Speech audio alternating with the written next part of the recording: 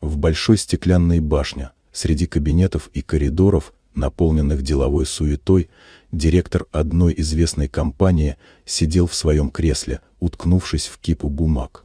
День выдался особенно тяжелым.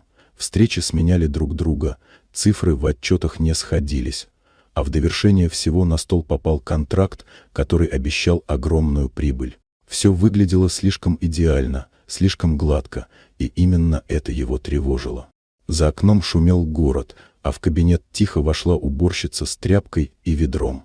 С ней была ее маленькая дочь, которую она иногда брала с собой на вечерние смены, чтобы та не оставалась дома одна. Девочка любила эти походы. Можно было посидеть в мягких креслах, посмотреть на большие окна, а иногда даже взять в руки телефон на столе директора, представляя, что она важный начальник.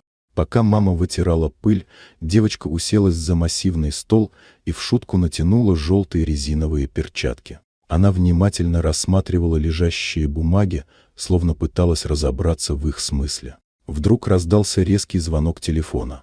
Не раздумывая, ребенок снял трубку. Голос на том конце был настойчивым и грубым. Мужчина торопливо убеждал, что контракт нужно немедленно подписать и отправить копию.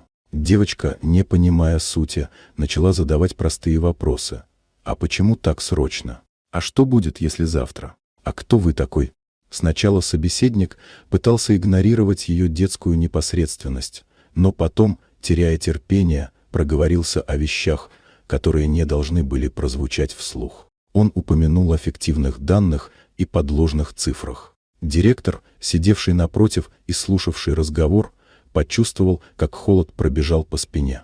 Он взял в руки контракт и стал перечитывать его снова, уже зная, на что обратить внимание. Действительно, формулировки были расплывчатыми, подписи поддельными, а суммы рассчитаны так, чтобы увести деньги в неизвестном направлении. То, что казалось удачей, на деле оказалось ловушкой. Девочка, сама того не понимая, вытянула наружу всю правду.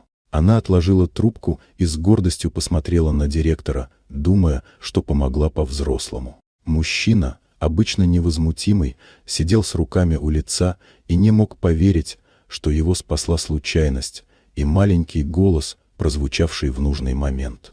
На следующий день директор собрал весь коллектив. Он рассказал историю о том, как благодаря внимательности и наивным вопросам ребенка удалось избежать катастрофы. Девочке вручили маленький подарок и памятный диплом за смелость и внимательность. Сотрудники аплодировали, а уборщица не могла сдержать слез.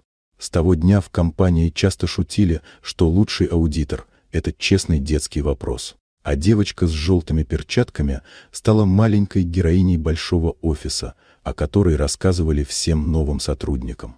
Вот такая удивительная история. Дорогие друзья, если вам понравилось видео, поставьте лайк, а также подписывайтесь на канал, впереди еще много интересного.